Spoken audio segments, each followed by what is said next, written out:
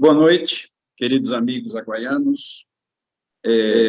Um enorme prazer poder estar aqui nessa noite de hoje, na companhia de vocês.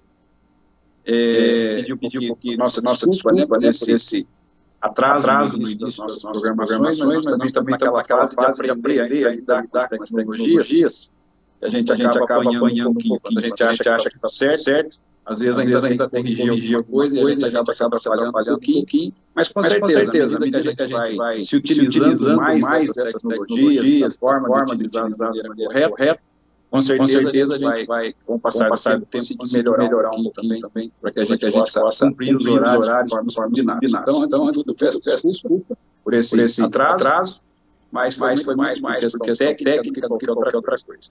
É com grande prazer também iniciando aqui hoje a primeira oportunidade que nós vamos ter de estar conversando com o prefeito de Aguaí, Alexandre Araújo, e eu acho que é uma ocasião muito importante para que a gente possa estar esclarecendo as nossas dúvidas enquanto população, enquanto cidadão, que todos nós, né, temos a responsabilidade de juntos construirmos a nossa cidade da melhor maneira possível.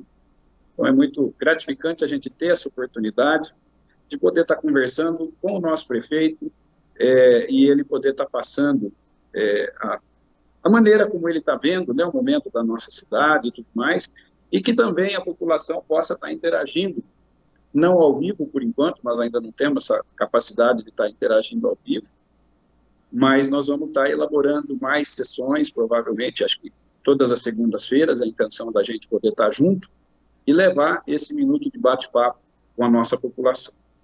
Eu gostaria de iniciar cumprimentando, agradecendo a presença do prefeito Alexandre Araújo aqui com a gente, e, com certeza, nós vamos ter temas espinhosos a serem tratados aqui, né? Nós vamos falar sobre os problemas que a nossa cidade tem, nós vamos estar colocando o dedo na ferida para tentar trazer a palavra do nosso prefeito aí para a nossa querida população aguaiana. Boa noite, Alexandre Araújo. E eu sei que você vai cumprimentar todo mundo também, mas eu já quero te perguntar de cara, com toda essa dificuldade, com todos esses problemas, eu te pergunto, por que ser candidato à reeleição? Vamos lá? Vamos lá. Boa noite, Fernando. Agradecer imensamente você ter atendido o nosso pedido, o nosso convite, para ser meu parceiro nessa caminhada durante as nossas lives aí das segundas-feiras que nós vamos fazer ao longo desse processo eleitoral.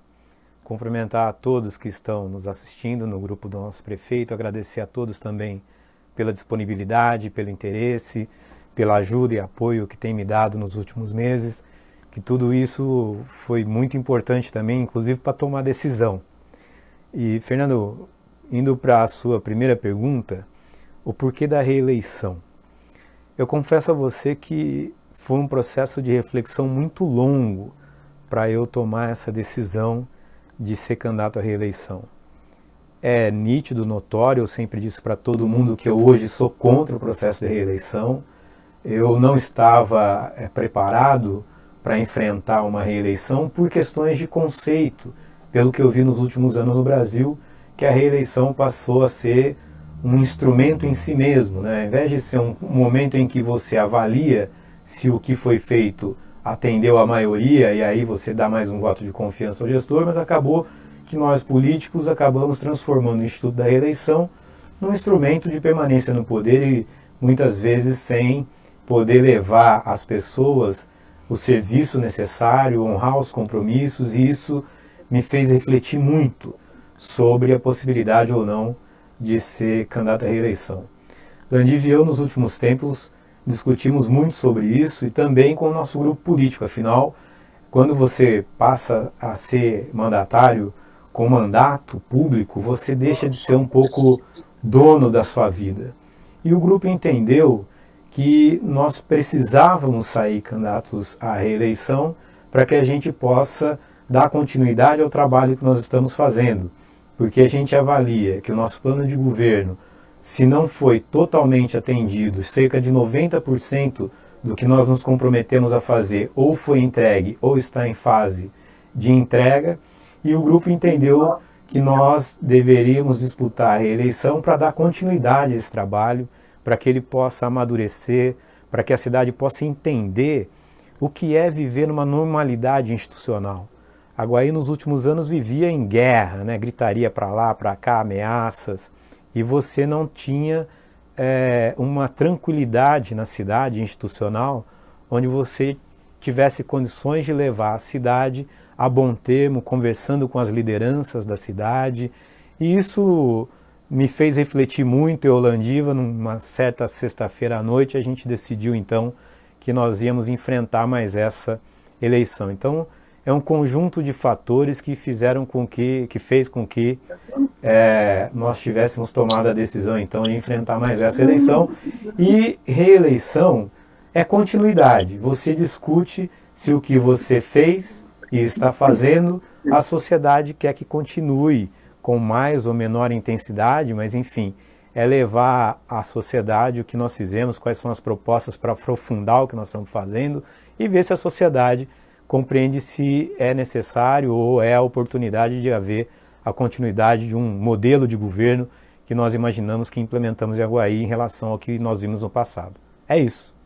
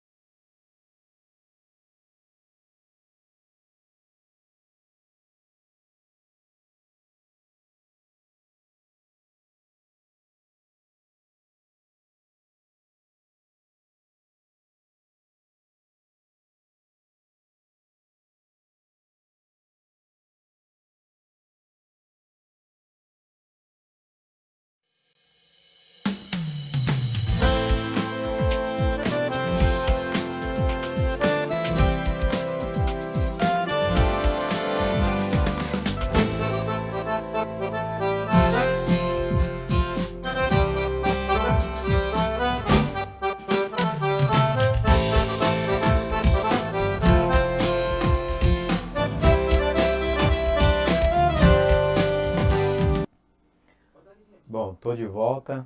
Fernando está offline, mas está nos acompanhando e mandando as perguntas que ele produziu para eu responder aqui. Então nós vamos fazer meio um talk show sem o entrevistador na tela, ao vivo. O Fernando me mandou aqui a próxima pergunta que ele ia tratar, e é sobre a estiagem, né, a falta d'água, que é um tema muito complexo para o aguaiano, né? A gente viveu décadas tratando o manancial de água com desleixo, sem ter nenhum tipo de cuidado para que a gente pudesse fazer reservação adequada dessa água, proteger manancial, o sistema de tratamento há muitos anos sem nenhum tipo de investimento para poder melhorar a estrutura, enfim. Mas eu vou responder os pontos aqui que o Fernando levantou. O primeiro é com relação à situação do abastecimento. Nós estamos vivendo um processo de estiagem muito longo, já há muitos meses a gente não tem chuva a montante da represa, ou seja, na nascente do rio Itupeva. O rio Itupeva está produzindo pouquíssima quantidade de água e nós retiramos já da represa, desde muito tempo, mais água do que entra. Então o rio também está passando por um processo de diminuição da produção de água, o que acarreta para Aguaí também problema no abastecimento. Eu vou tentar responder vários temas que o Fernando levantou, principalmente dos questionamentos e discussões que têm sido feitos na internet. Eu vou começar por um tema, eu confesso a vocês que ele é chato, porque nós já passamos por isso na campanha anterior, nós passamos por isso em 2018, eu vou explicar mais uma vez, vou tentar ser extremamente didático e um pouco às vezes a gente leva um pouco mais de tempo, mas eu acho que é importante. Por que a Sabesp? Bom, quando nós assumimos a prefeitura em 2017, já havia na prefeitura um estudo encomendado pela gestão anterior, e aqui eu preciso fazer um parêntese e elogiar pela coragem de ter feito esse pedido, que foi à época o doutor Adalberto gerindo a cidade, que quem pediu esse estudo a Sabesp. Nós sabemos qual foi a consequência que ele herdou, que ele estava substituindo o prefeito de então, e ao pedir esse estudo, quando ficar pronto, o prefeito volta e ele teve que voltar à vice-prefeitura. Então o estudo inicial, para a gente entender o que estava acontecendo no sistema de água, já estava pronto. O que eu fiz? Atualizei esse projeto em 2017 para a gente ter noção do que estava acontecendo de fato com o nosso sistema de água. Pois bem, ato contínuo, com esse estudo preparado, nós fizemos uma MIP. MIP é manifestação de interesse privado para uma eventual parceria público e privado, para que o privado pudesse explorar o sistema de água do município, água e esgoto. Diante desse chamamento público, duas empresas vieram a Aguaí e retiraram o edital para poder ofertar as suas propostas. Infelizmente, nenhuma delas veio para Aguaí para ofertar suas propostas. E pasmem, não vieram porque dá prejuízo o sistema. A gente foi procurar as empresas, por que não apresentaram? Porque Aguaí não vai ter equilíbrio financeiro para poder pagar os investimentos necessários que o sistema de água e esgoto em Aguaí necessitam. Diante desse cenário, eu fui atrás da Sabesp e pedi então para que eles estudassem a possibilidade de assumir Aguaí para poder melhorar o nosso sistema de água. E depois de uma discussão de mais de ano, a gente conseguiu então que a Sabesp manifestasse o interesse de assumir Aguaí, e assim foi feito. Fizemos audiência pública, fui à Câmara explicar.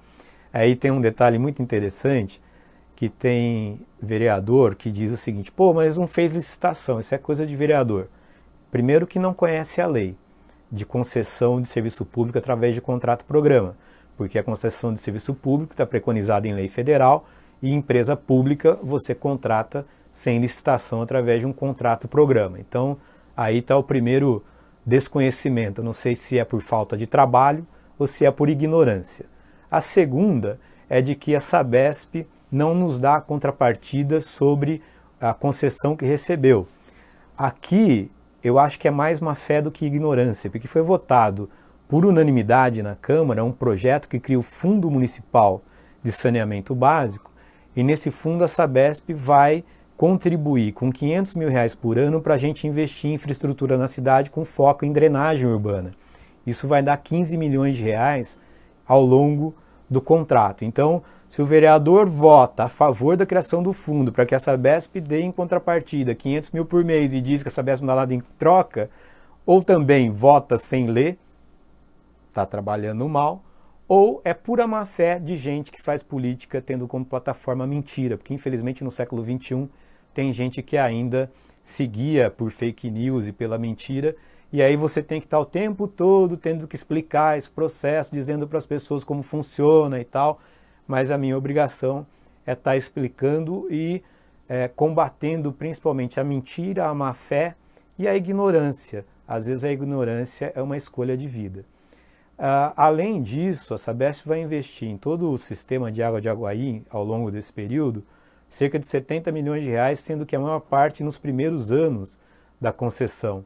E aí nós estamos falando na reforma da ETA que foi feita, trocas de equipamento, no Poço Profundo que já está funcionando lá no Distrito 1 e abastece a ETA para complementar a represa, vai trabalhar na questão da troca de encanamento, na coleta de esgoto assim que nós fizermos, e a Sabesp é quem vai fazer dentro desse contrato programa, a estação elevatória de esgoto no Montevidéu, nós já fizemos todo o emissário de 6 quilômetros, onde a gente coleta 100% do esgoto de Aguaí. Nessa estação elevatória vai ser recalcado e levado para a estação de tratamento de esgoto, e Aguaí terá em breve 100% de coleta e tratamento de esgotos, o que é um avanço extraordinário para o município. Então, esse é o cenário que fez com que nós optássemos pela Sabesp. Primeiro, nós fizemos chamamento público para interesse privado, não houve interessado. Segundo, que a gente negociou com a Sabesp condições para que a cidade possa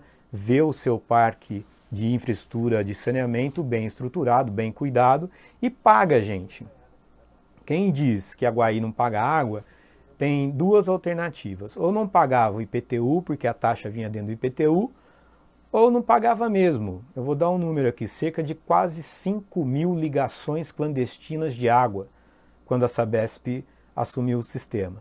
Se tinha quase 5 mil ligações clandestinas de água, significa que quase 5 mil pessoas não pagavam a conta de água. Né? Tudo isso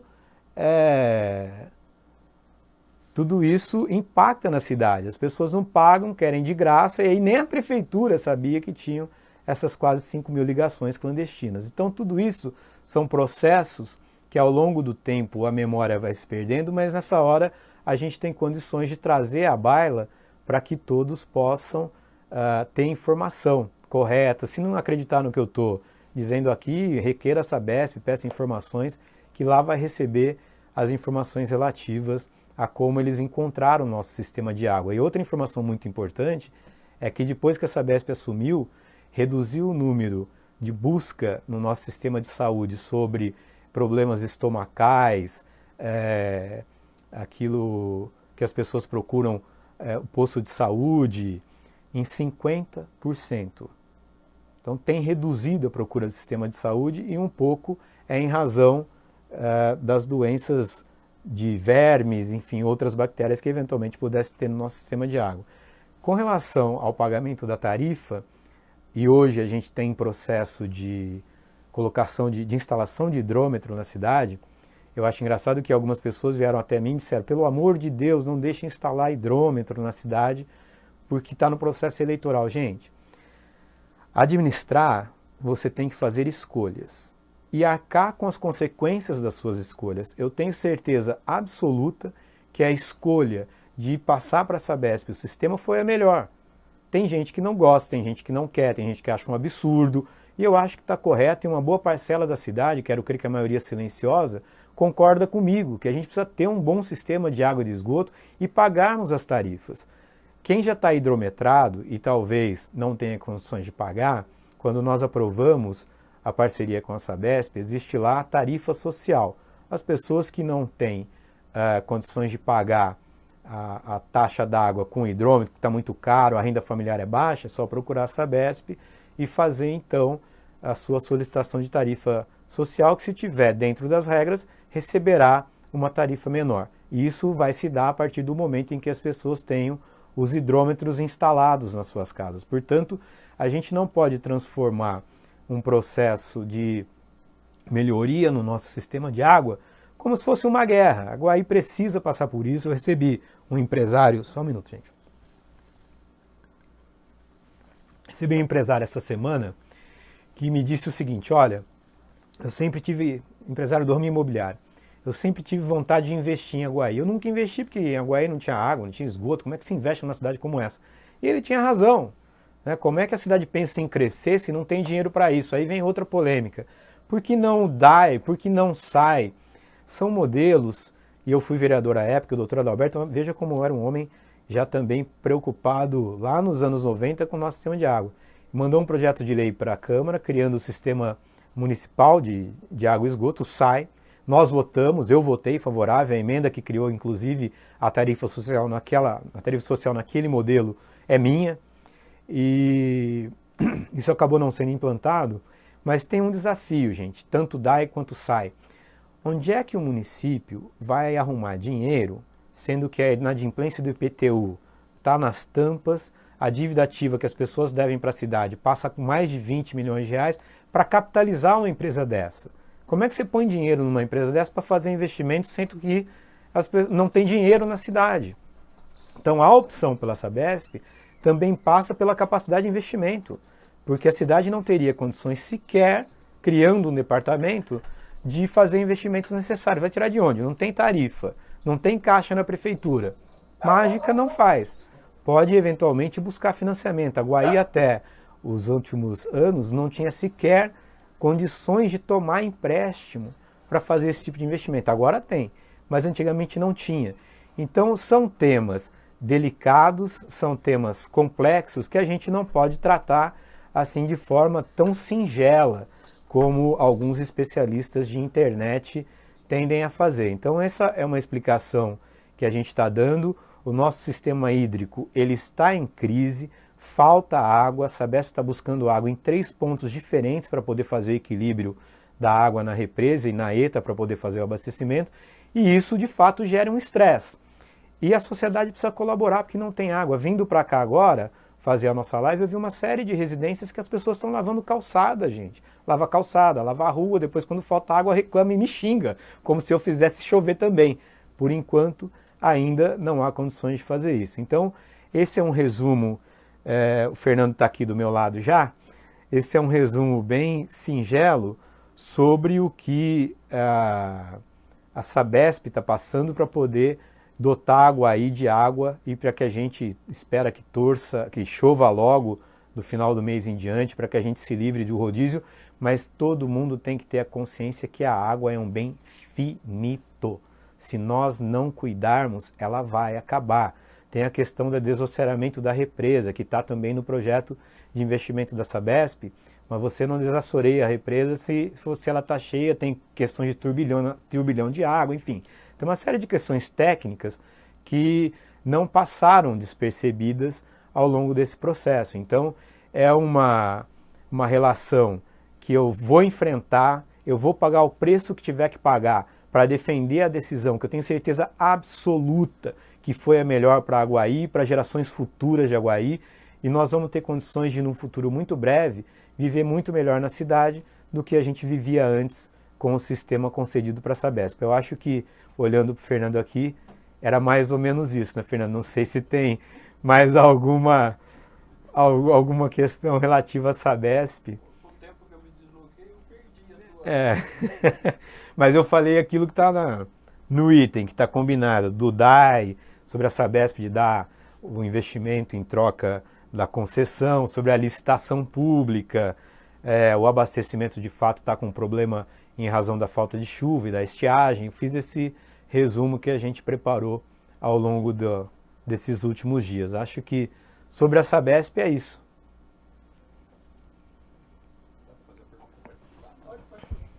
Perfeito. Eu vi esses dias nas redes sociais o pessoal postando aí que estão vindo contas com tarifa acima de R$100. É verdade? Isso é possível? Está vindo esses valores como cobrança? O pessoal está ouvindo o Fernando, Patrick? Eu não sei se as pessoas ouviram a tua pergunta. Pode. Daqui dá? Não, o que eu tinha colocado é o seguinte, a gente tem visto aí nas redes sociais muita postagem, pessoal postando aí contas com tarifas fixas de mais de R$100. Quer dizer, isso estaria um pouco fora daquilo que a gente imaginava. Isso é real? Está acontecendo mesmo? O que está acontecendo? A tarifa é real. Inclusive uma das que me enviaram, que foi postada na internet, quando você busca, está escrito lá no final, 5 economias. O que são 5 economias? São 5 casas ligadas num tronco só, ou num cavalete só. Ou seja, das 5, 4 eram clandestinas. Então quem tem o cavalete paga pelos 5, ou tem que ir dividir com os outros 4 a sua tarifa. É um regime de condomínio, é parecido com um condomínio, isso é verdade.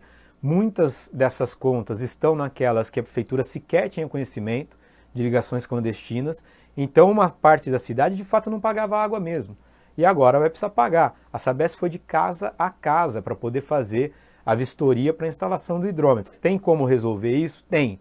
Mas as pessoas vão ter que procurar a Sabesp e ver a melhor forma de regularizar a sua situação. Enquanto não tiver regularizado, a tarifa individual das residências ou economias virá num boleto só. Então as pessoas precisam procurar a Sabesp para poder fazer a divisão da sua conta. Vou dar um exemplo. Teve um bairro aqui de Aguaí que tinham 10 economias numa conta só. E a pessoa achava que no boleto dela estava dizendo respeito apenas à casa dela, e não estava. Aí procurou a Sabesp explicou, mas a casa de fulano, Beltrano, não sei o que, estão todas penduradas na sua casa. Então esse trabalho de verificação de instalação da água, né, nos cavaletes, quantos hidrômetros terão por casa, a Sabesp já fez. E infelizmente Aguaí, como de costume, tinha uma informalidade muito forte com relação à água também, e esse é o ônus dessa falta de controle que nós tínhamos. Nem a prefeitura sabia que haviam essas ligações clandestinas na cidade. É como se fosse aqueles gatos na linha de energia. Como se fosse gato na linha de energia. A diferença é que esse gato da água você descobre, da energia é mais difícil. Apareceu. É isso. Não sei se está claro. Tá bom, é por aí. Temos que corrigir aos poucos, né? Nós vamos corrigir aos poucos. Nós vamos dar um intervalinho de 1 minuto, é isso?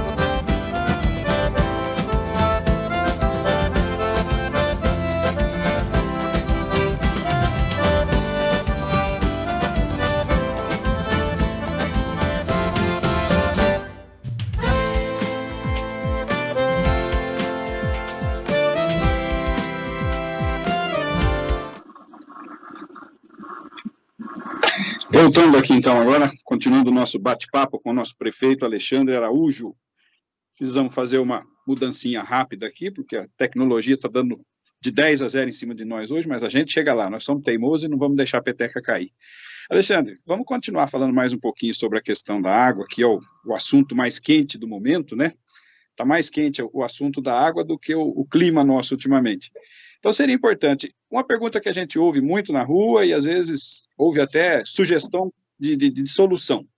Por que não foi desassoreada a nossa represa até agora? Qual é o problema? Por que a gente não trabalhou esse lado do desassoreamento da represa? Qual é a explicação para isso?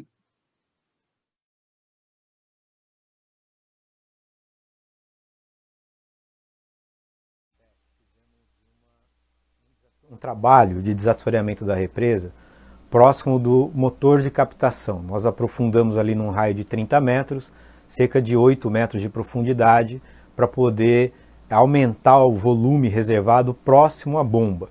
Por que a gente não fez mais nas laterais da represa? Como a gente só tem uma fonte de reservação, quando você faz o desassoreamento com draga ou com essas dragas hoje super modernas, que tem inclusive aqui em Aguaí, você gera um turbilhão na água e vai sujar essa água no processo de captação, e para você tratá-la e entregar adequada para as pessoas, vai custar muito mais caro.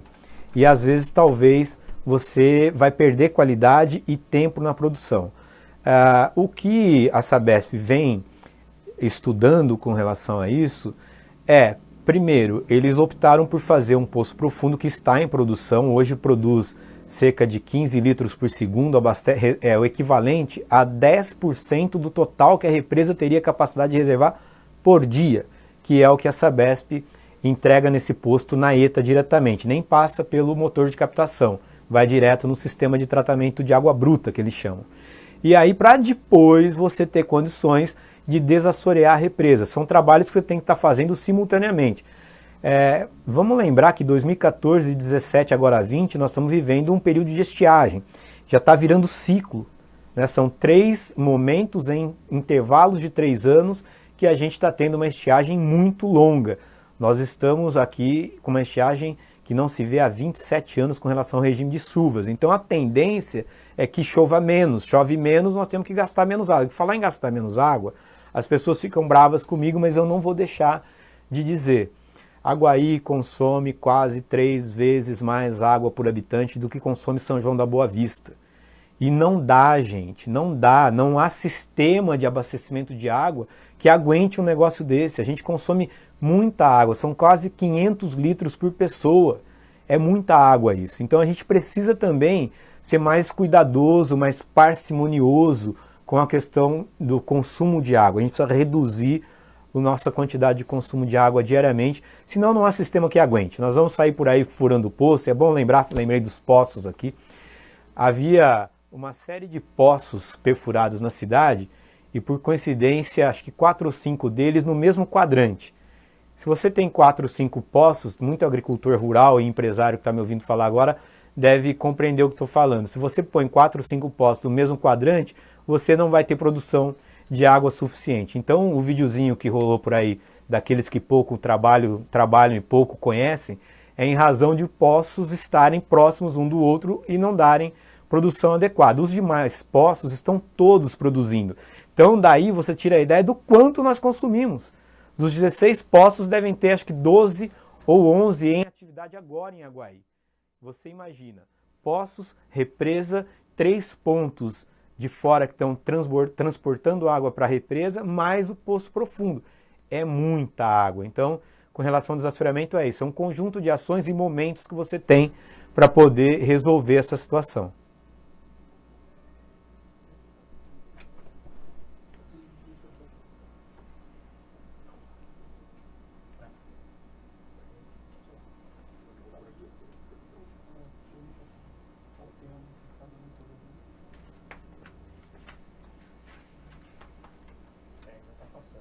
Alexandre, realmente nós estamos tendo alguma interferência ali que está complicando um pouco mais a gente conseguir manter o sistema de comunicação nosso em pé aqui. E a gente vai tentar melhorar para a semana que vem a gente conseguir fazer um trabalho mais tranquilo nesse sentido. Mas não vamos perder o nosso foco. Nós estamos falando sobre uma questão que é extremamente séria para a nossa cidade como um todo, e a gente precisa pensar.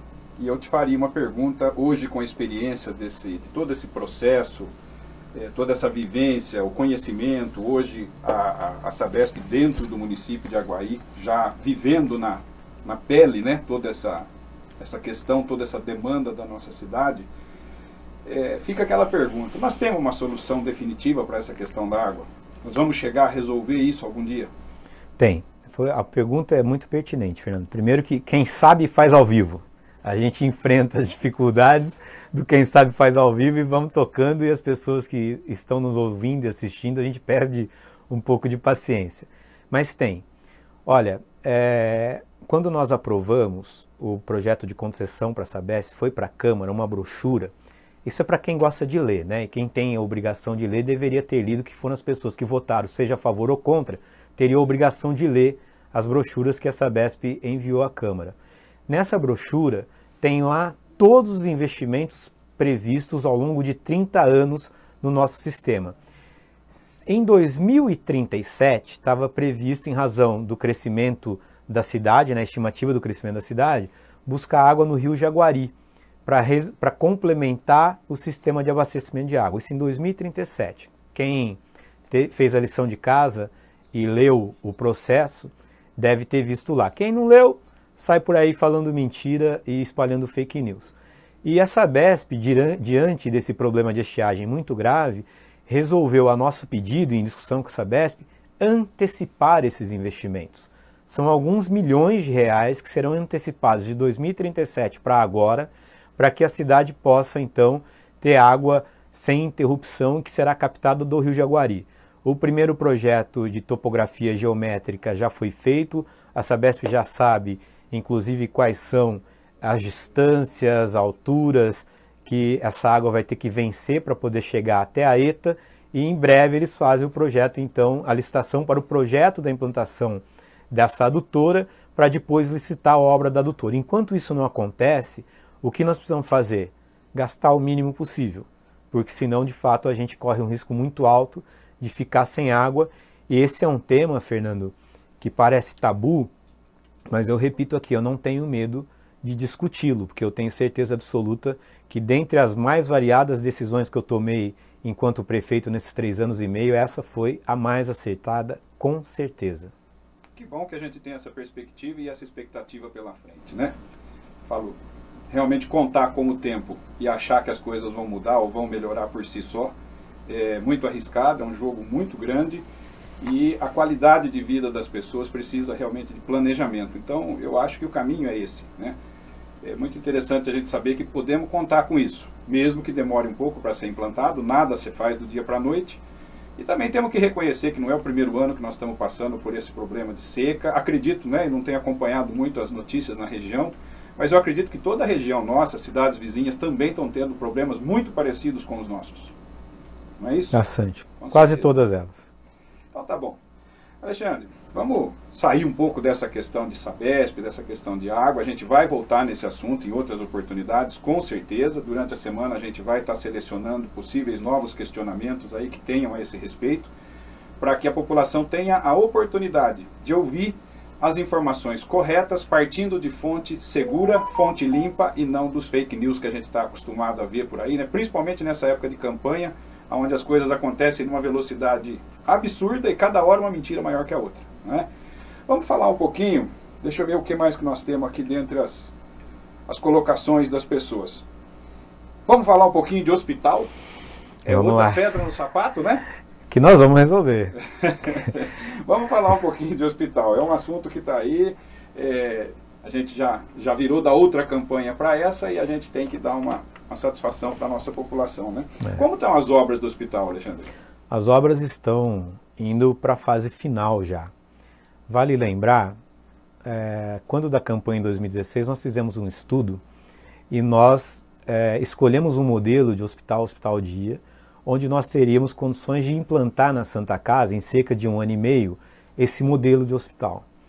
Depois que a gente se elege se comprometendo a fazer isso em 1 ano e meio, quando eu levei ao Ministério da Saúde o nosso projeto, planta de como fazer a readequação do antigo prédio da Santa Casa, foram exigidas uma série de novas exigências que praticamente é a construção de um novo hospital. Então a gente viu que ali nós teríamos problema, sério. E eu confesso a você que me assustou muito, fiquei muito preocupado, com medo inclusive de não entregar esse principal compromisso que eu assumi na campanha de 2016. E nós partimos então para mudar a modelagem que nós havíamos definido lá atrás, inclusive com o apoio da Secretaria de Estado da Saúde, quando a gente fez a nossa proposta de hospital dia. Então a gente readequou o projeto para poder fazer em fases essa recuperação do nosso sistema hospitalar. O que nós já fizemos e já está pronto? Os 24 leitos já estão funcionando.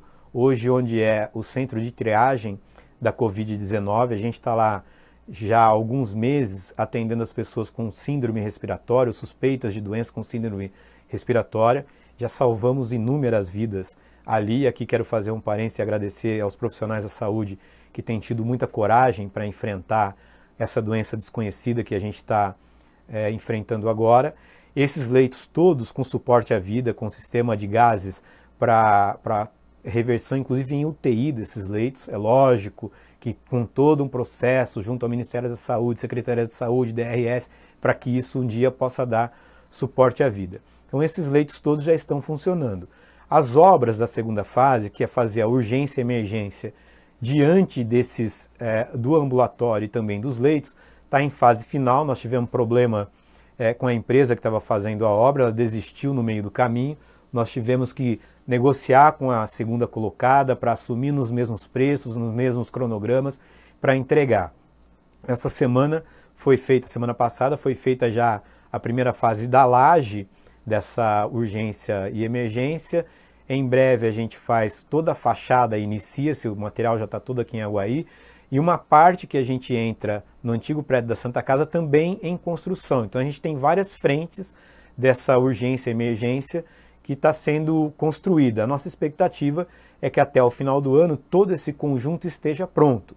Quando esse conjunto estiver pronto, nós vamos ter em Aguaí mais até do que um hospital dia, porque nós vamos ter condições de fazer as internações clínicas que não demandam maiores cuidados do ponto de vista de estrutura médica, tal qual uma UTI ou centro cirúrgico. Então esse compromisso de um hospital dia, ele vai ser atendido, não no prazo que eu gostaria, mas vai ser atendido, nós vamos entregar, e também deixando a estrutura, e a gente já tem um projeto, para então ir para uma terceira fase e buscar ocupar aquele prédio da Santa Casa. Nós já temos um projeto para isso, nós já estamos discutindo com o governo do estado e com outros parceiros de como, enfim, a gente ter um hospital com toda a estrutura de alta complexidade na cidade, com centro cirúrgico funcionando, para que Aguaí possa ter a sua liberdade do ponto de vista de saúde das cidades vizinhas que nos atendem aqui, que são São João da Boa Vista, Divinolândia, Mogi Guaçu, são as que mais nos atendem. Entretanto, é bom lembrar que hoje a saúde ela é regionalizada, e não é porque eu quero, é porque o SUS determina.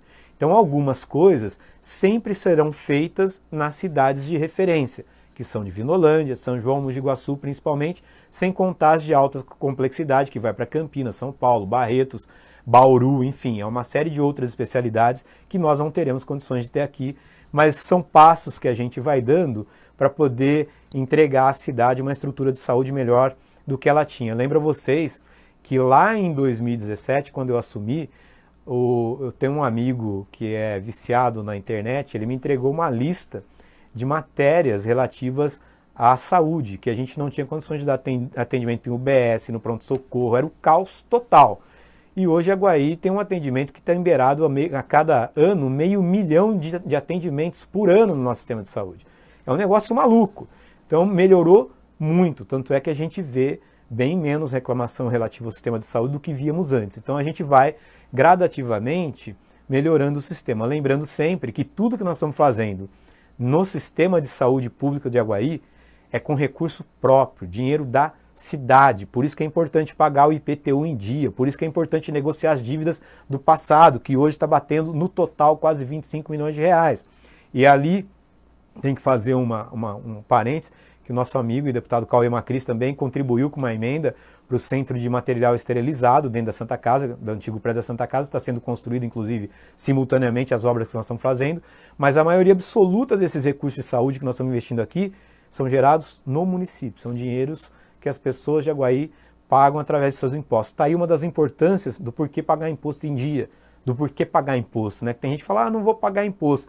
Eu gostaria muito, se pudesse, se a lei permitisse, que a gente pudesse disponibilizar o rol das pessoas que não pagam imposto e ficam pedindo água de graça, saúde de graça, remédio de graça. Alguém vai ter que pagar.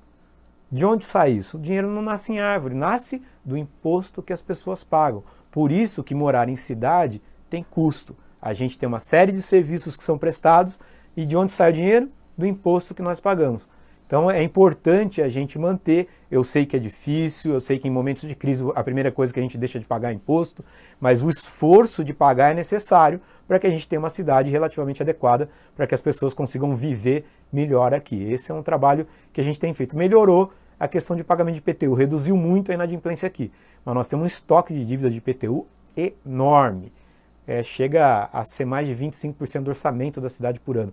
É o que a gente gasta, por exemplo, equivalente na saúde. O que é devido aqui hoje de dívida ativa é mais do que a gente gasta por ano na saúde. Então, para as pessoas terem uma ideia do tamanho do problema que a gente tem. A demanda é alta, mas a sociedade, uma parte dela, precisa contribuir um pouco mais.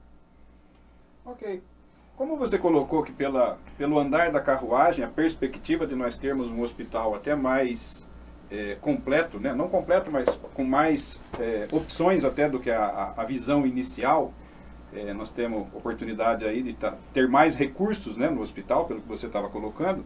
Eu te pergunto, a Covid trouxe algum know-how nessa área para nós? Olha, trouxe melhorias, inclusive a mim ensinou muito.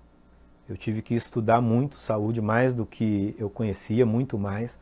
Primeiro, para entender a doença, que ninguém até agora compreende 100%. Segundo, para saber quais são as necessidades reais que a cidade tem para dar suporte à vida, principalmente na urgência e emergência.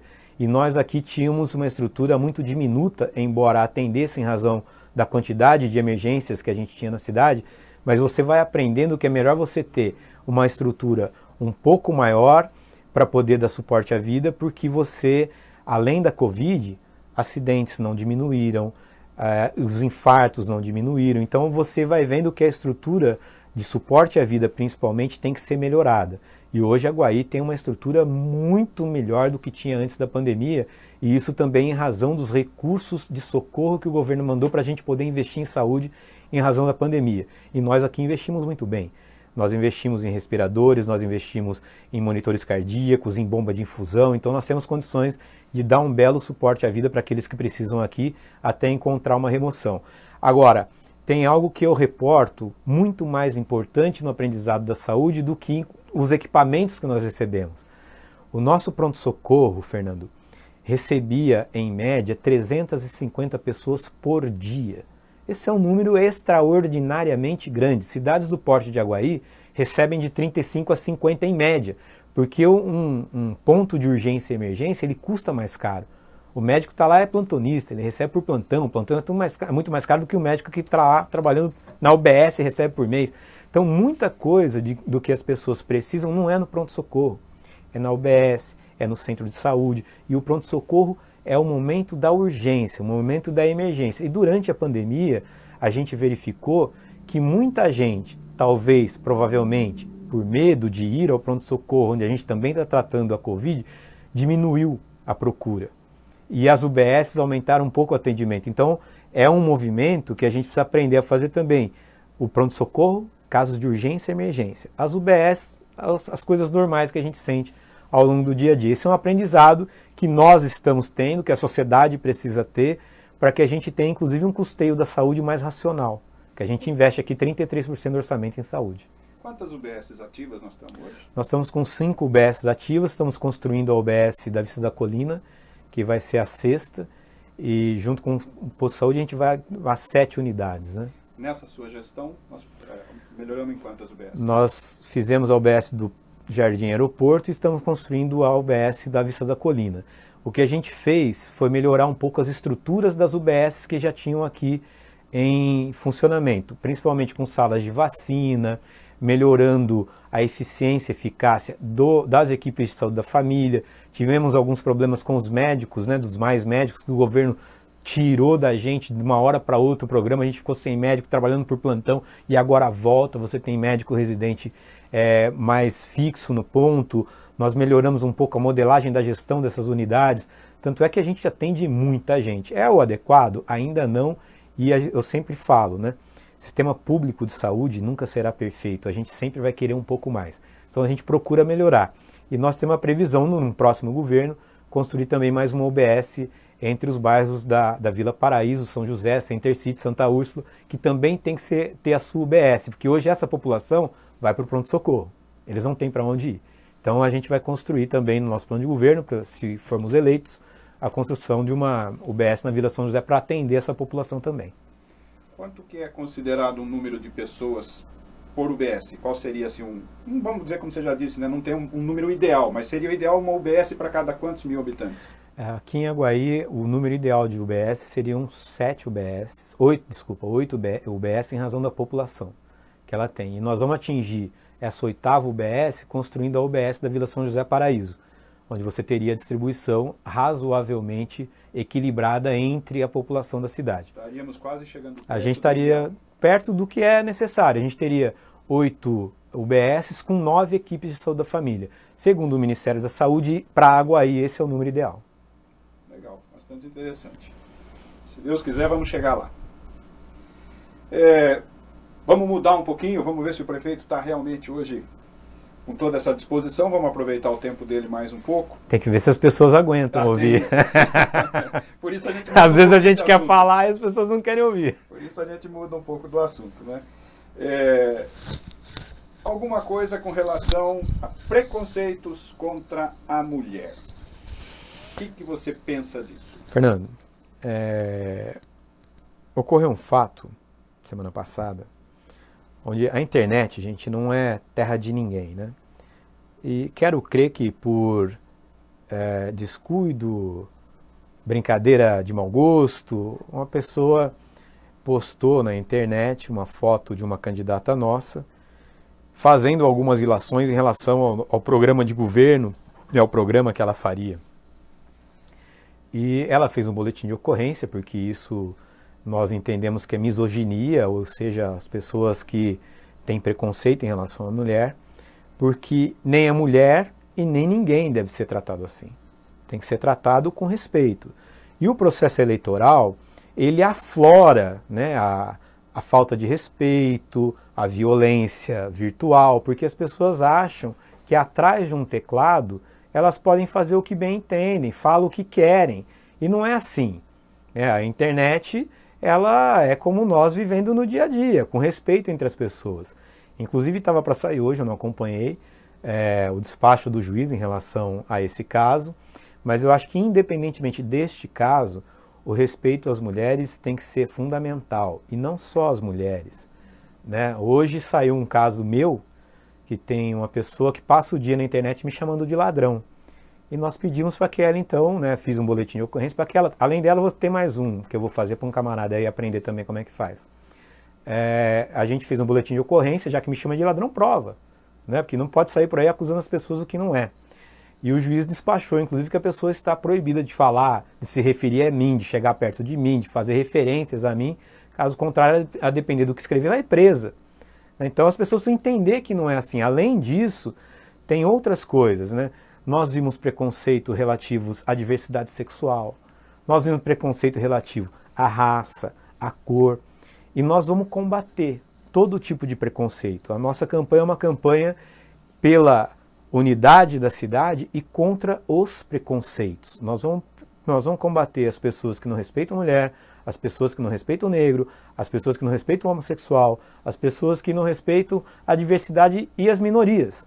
Porque não faz sentido em pleno século XXI você ter que combater preconceitos, né?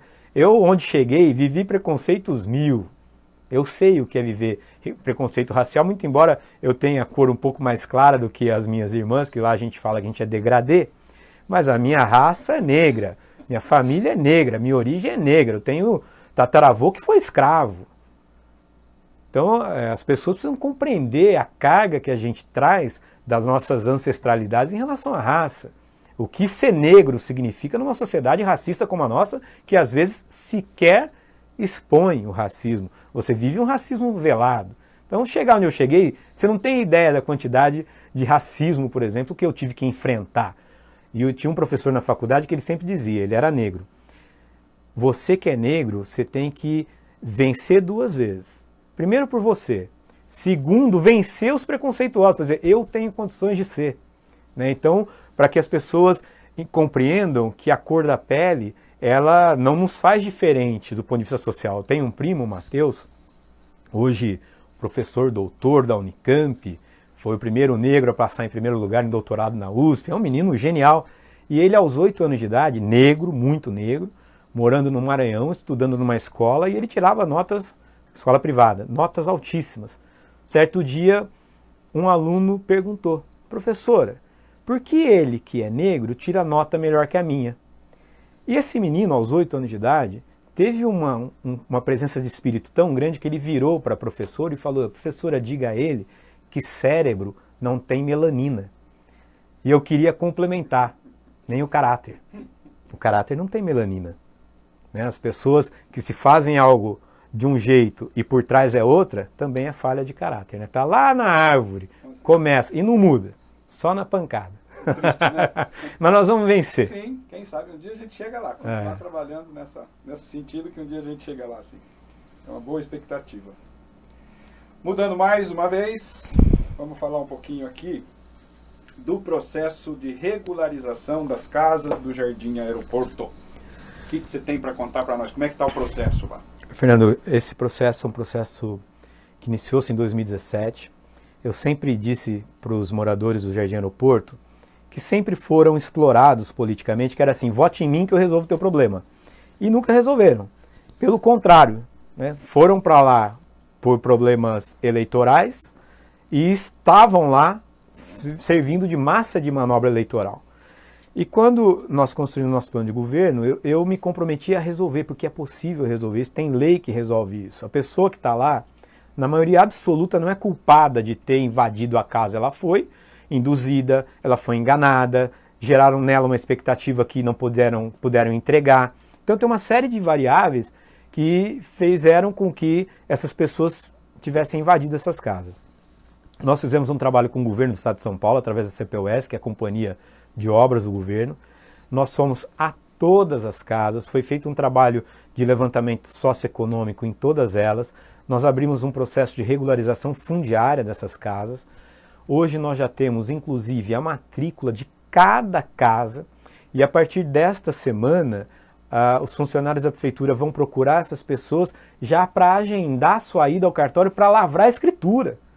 Aqui o compromisso ele foi assumido e está sendo entregue. E eu sempre disse, é um processo demorado, é lento, porque as pessoas mudam a situação, você tem que mudar todo o processo, porque é uma gleba só com 336 unidades. Então, se uma pessoa descasou-se aqui, para todo o processo, faz tudo de novo, enfim, foram 3 anos de trabalho árduo, mas a partir dessa semana a prefeitura já começa a procurar os moradores para irem então agendar a escritura no cartório, o que é uma vitória para essas pessoas. Vão poder votar em quem quiser agora. Não precisa mais. Não tem cabresto. Não tem cabresto. Vota naquele que acha que é o melhor para o teu bairro. A democracia é isso. Não pode ficar comprando as pessoas com expectativa. Tem gente que compra no dinheiro, já está rolando sem água aí. E tem gente que compra com a expectativa daquele que menos tem. Então uma das primeiras coisas que eu fiz foi, vamos resolver o Jardim Aeroporto. Custe o que custar, porque essas pessoas vão ter liberdade para viver sem depender dos outros. E vai sair, daqui uns dias eles vão estar lá já assinando as suas escrituras. Eu estou super feliz com isso. Que bom, que notícia boa. E eles merecem. Merecem muito, todos os trabalhadores. Legal. Bom, como nós acabamos nos atrasando um pouco para iniciar e tivemos vários probleminhas aí durante a nossa execução, para a gente abreviar um pouco o nosso assunto, e a gente vai retornar na segunda-feira, o prefeito vai poder estar aqui na segunda para a gente fazer mais um bate-papo? Sim, senhor. Então a gente já deixa assumido esse compromisso aí com a nossa população aguaiana. Na próxima segunda a gente vai voltar. Mas eu acho que eu gostaria de perguntar para o prefeito, pode ser bem sucinto, Sobre a questão do seu tema de campanha, para a gente encerrar aqui, seu tema de campanha é o Todos por Aguaí. E eu te pergunto, por quê? Eu vou tentar ser sucinto. Mas quando nós sentamos, né, Landiva, eu, os nossos vereadores, o nosso grupo político que compõe hoje o PSDB, o PSD, o MDB e também o PSL, a gente chegou à conclusão de que o Todos por Aguaí é no sentido de chamar essa maioria silenciosa que tem na cidade e mostrar que é possível governar para todos. É possível, nós estamos dando mostras disso, de que a gente governa para todos. E posso dar aqui alguns exemplos. Né? O Todos por Aguaí vamos unir a maioria silenciosa que tem em Aguaí, que está vendo o que está acontecendo de mudança aqui, e vamos continuar administrando para que todos possam viver a cidade. E administrar para todos passa por uma série de detalhes que eu queria dar alguns exemplos aqui. Governar para todos é resolver o AVCB do Celtra e do estádio, para que as pessoas possam ter o seu momento de lazer, porque quando a gente assumiu, estava lacrado. Nem futebol podia se jogar. Aí eu vejo o vereador batendo no peito. Não tem esporte na cidade, mas não falou um A quando não tinha VCB no estádio. Estava pianinho, né? Porque sabe Deus se tinha vontade de resolver o problema. O Celtra parado, não podia ter... A VCB é o laudo de bombeiros, gente. Fernando me chama a atenção. A VCB é o laudo de bombeiros para poder dar o funcionamento do equipamento público ou privado. Então não tinha futebol. Eu não me lembro de nenhum vereador bater no peito e cobrar para ter, e nem que tenha feito algo para resolver.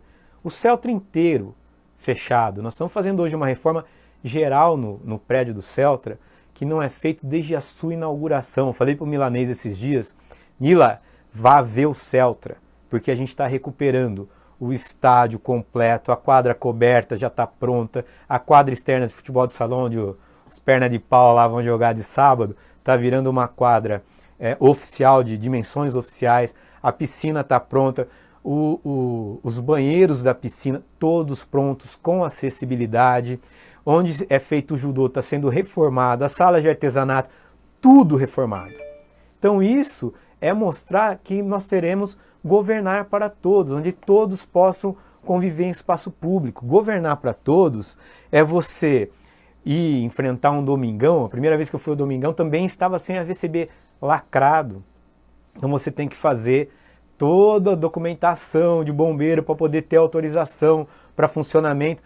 O domingão é o próximo prédio que a gente vai partir para uma reforma como foi feito no prédio. Assim como o Jaburuzão também, que a gente assumiu, estava lacrado, é onde o pessoal lá da Cidade Nova joga futebol de salão. Nós tivemos que fazer uma série de adequações para poder colocar em dia a situação, as obras que haviam feito lá, tudo mal e porcamente entregue. Enfim, governar para todos foi tirar o AVCB do Ceazinha. Não podia sequer frequentar o Ceazinha para fazer o forró que todo mundo gosta de dançar à noite. E não podia. E nós tivemos que enfrentar e fazer os projetos de tirar a licença do bombeiro do Ceazinha, né?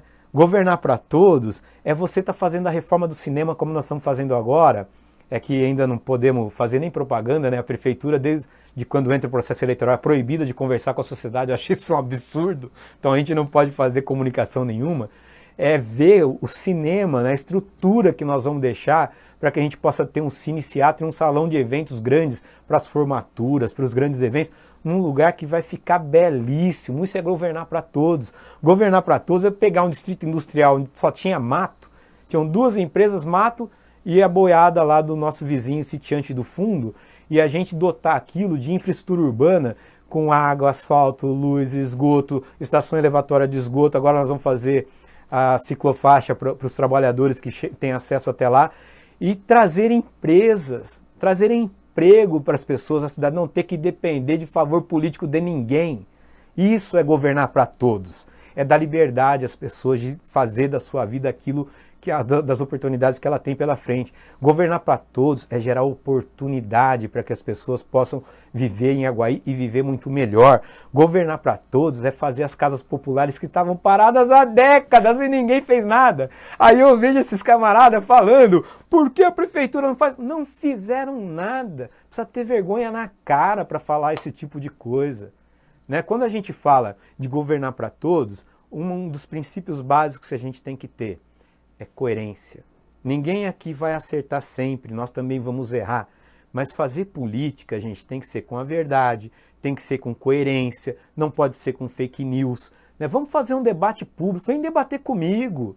Né? Vem contar para mim o que você fez nos últimos anos aí pela cidade. Qual foi a emenda que vocês trouxeram para que a Aguaí pudesse melhorar? Aí tem um camarada que ele se esconde, ele escreve na internet assim, eu achei que o governo do Ney fosse ser mágico. Só magia para resolver tudo que vocês fizeram de coisa errada na cidade. Para receber uma cidade com tamanhas dívidas que nós recebemos trabalhista, Fernando. Só de dívida todo ano trabalhista a gente paga cerca de 3,5 milhões de reais de indenizações trabalhistas no TRT. Que cidade sobrevive? Isso demonstra o desmando dessas pessoas que estavam administrando a cidade. Aí vem falar, esperava uma administração mágica. Quando veio me apoiar, eu disse quais eram as condições. Né? Eu até me arrependo de ter recebido apoio desse tipo de gente. Mas quando veio me apoiar, eu sabia que eu não faço acordo político, sabia que eu não divido a administração para político fazer coisa errada, sabia que nós íamos enfrentar os problemas sem ter medo de contar para as pessoas. Dá para fazer? Dá. Não dá? Não dá. Se eu não tiver voto por isso, minha consciência está tranquila, gente. O que eu pude fazer para a cidade, fiz, está sendo feito. Se a sociedade achar, não é esse o modelo que eu quero, sinto muito, troca. Né? Eu estou aqui, vou descansar, vou cuidar da minha vida. Então, essa reflexão que a gente espera que as pessoas façam. Como era antes? Como é que as pessoas eram tratadas aqui antes?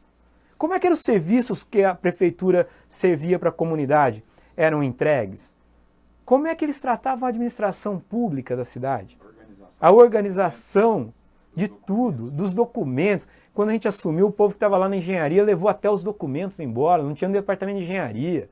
Então, vamos refletir como é que era antes, gente. E aí vocês avaliam se vale a pena a gente poder enfrentar mais esses 4 anos juntos e tentar levar a Aguaí para um lugar que a maioria silenciosa acha que está indo bem, ou se a gente quer voltar para o passado. Qual o risco de ter inexperiência e qual o risco de ter aquilo que a gente já viu.